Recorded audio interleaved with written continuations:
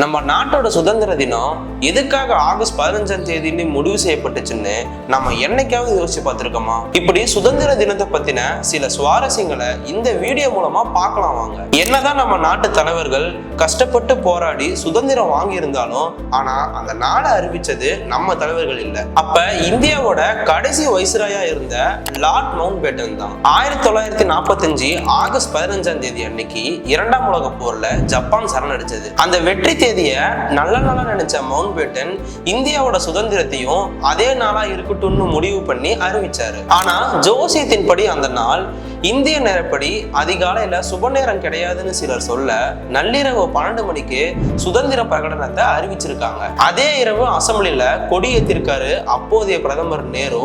மறுநாள் தான் செங்கோட்டையில கொடியேற்றப்பட்டிருக்கு. எப்பவும் சுதந்திர தின கொண்டாட்டங்கள்ல அபீட் வித் மீங்கிற சோக கிறிஸ்டின் கீர்த்தனை இசைக்கப்படுமா? 1947 இருந்து 2021 வரைக்கும் இது நடைமுறையில இருந்திருக்கு. 2022 தான் இதை நீக்கி இருக்காங்க.